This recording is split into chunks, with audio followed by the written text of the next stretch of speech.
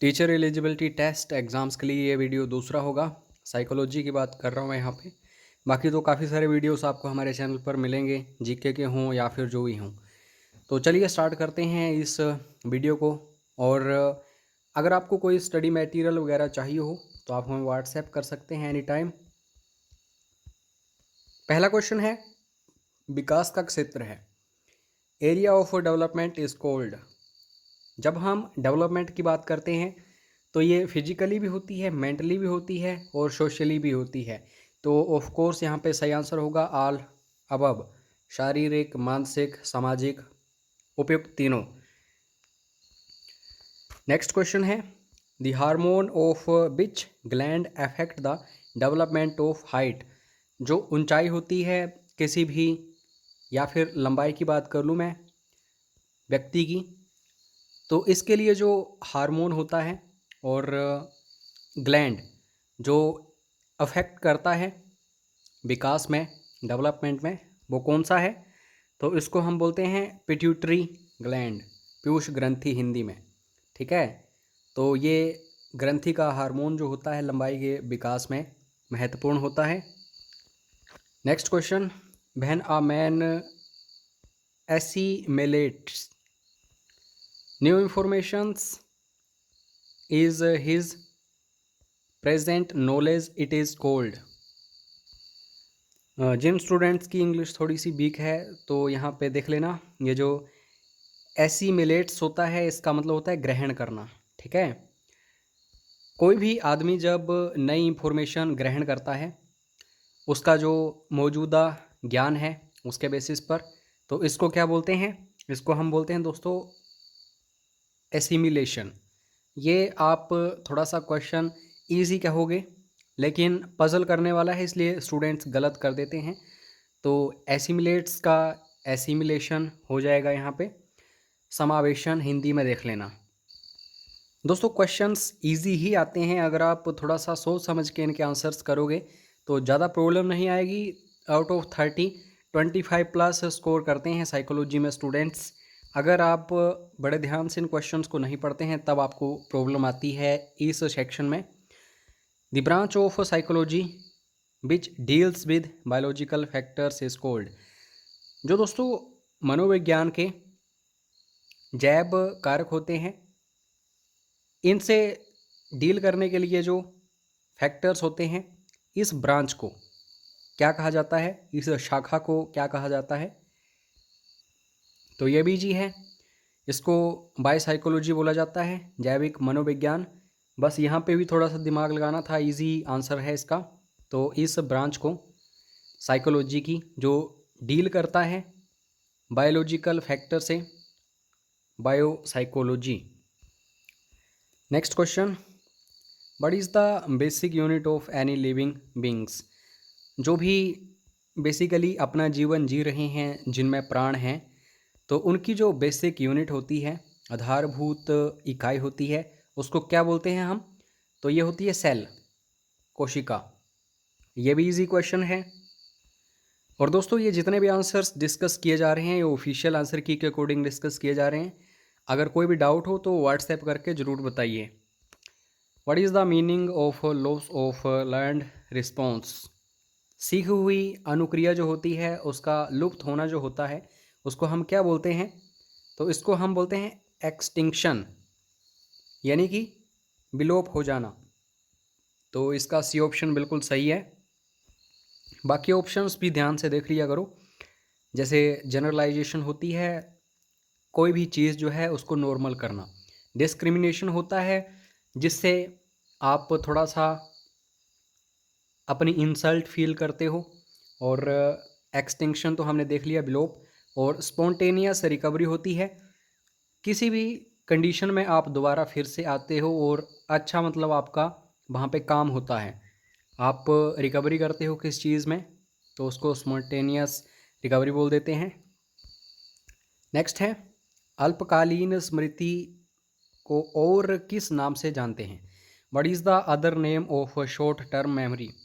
Short term memory का मतलब होता है, जैसे मैं अभी वीडियो बना रहा हूँ तो कुछ एक एक्स्ट्रा बातें मैं बोलूँगा, वो आपको कुछ टाइम के लिए याद रहेंगी। फिर आप 1 मंथ बाद 2 मंथ बाद उसे भूल जाओगे। तो अगर इसका दूसरा नाम हम देखना चाहें तो इसको हम वर्किंग मेमोरी बोलते हैं, स्क्रियो स्मृति। तो इसका बी ऑप्शन स्मृति यानी कि मेमोरी को ज़रूर पढ़ो, यहाँ से काफ़ी सारे क्वेश्चंस आते हैं हर साल। बस आपको हर एक क्वेश्चन में टॉपिक फाइंड आउट करना होता है, कौन सा टॉपिक इम्पोर्टेंट है और कौन सा नहीं। Next question, what is the weight of the brain of an adult. जो वयस्क व्यक्ति होता है उसके मस्तिष्क का भार जो होता है कितना होता है लगभग। तो ये दोस्तों 1.36 किलोग्राम होता है। तो बी ऑप्शन इसका बिल्कुल सही होगा। नेक्स्ट क्वेश्चन की तरफ बढ़ते हैं। Name the group of jeans which a person inherits from his parents. जो माता पिता हैं उनसे आगे जो प्रॉपर्टी पास ऑन होती है उसमें जो जीन्स होते हैं, तो ये जो ग्रुप है ग्रुप ऑफ जीन्स, इसका नाम क्या है। इसको दोस्तों हम जीनोटाइप बोलते हैं। हिंदी में भी जीनोटाइप ही लिखा है, इसलिए ज़्यादा से ज़्यादा फोकस करो अपनी इंग्लिश के ऊपर। इंग्लिश जितनी इम्प्रूव होगी आपकी, जितनी स्ट्रॉन्ग होगी, आपको उतनी आसानी होगी। क्योंकि आज के टाइम में जब ट्रांसलेट करते हैं किसी पेपर को, चाहे HP बोस हो चाहे कोई भी बोर्ड हो, तो वो सिंपली देवनागरी में ही इंग्लिश को लिख देते हैं और आगे हो जाता है सारा का सारा काम। और जो स्टूडेंट्स बिल्कुल शुद्ध हिंदी पढ़ते हैं उनको प्रॉब्लम्स आती हैं, इसलिए इंग्लिश के ऊपर ज़्यादा फोकस करो। Next question, who established the behaviourism in 1913। तो 1913 में व्यवहारवाद की स्थापना जो है किसके द्वारा की गई थी। व्यक्ति का नाम आपको पता होना चाहिए। ये पर्सनैलिटीज़ जो हैं साइकोलॉजी से रिलेटेड, इनसे रिलेटेड काफ़ी सारे क्वेश्चंस बनते हैं। तो ये जो दोस्तों बिहेवियरिज्म है इसको 1913 में डेवलप किया गया था, एस्टेब्लिश किया गया था वाटसन के द्वारा। तो इसका सी ऑप्शन सही है। उसके बाद next question, what is called learning by process of observation. Observation के थ्रू जब हम लर्निंग करते हैं, सीखते हैं कुछ, तो उस चीज़ को हम क्या बोलते हैं। 4 ऑप्शंस आपके सामने हैं। प्रेक्षण द्वारा सीखने को दोस्तों क्या बोला जाता है, मॉडलिंग। तो यहाँ पे बी ऑप्शन सही है ऑफिशियल आंसर की के अकॉर्डिंग। ये मोस्ट इंपॉर्टेंट क्वेश्चन है और मोस्ट रिपीटेड क्वेश्चन है। Who developed the first 3 laws of learning. सीखने के प्रथम 3 नियमों का प्रतिपादन किसने किया था। जो लर्निंग है दोस्तों उसके जो 3 फेजेस हैं या फिर जो कानून हैं, नियम हैं, तो ये दोस्तों थॉर्नडाइक के द्वारा इनको डेवलप किया गया था। तो बी ऑप्शन बिल्कुल सही है।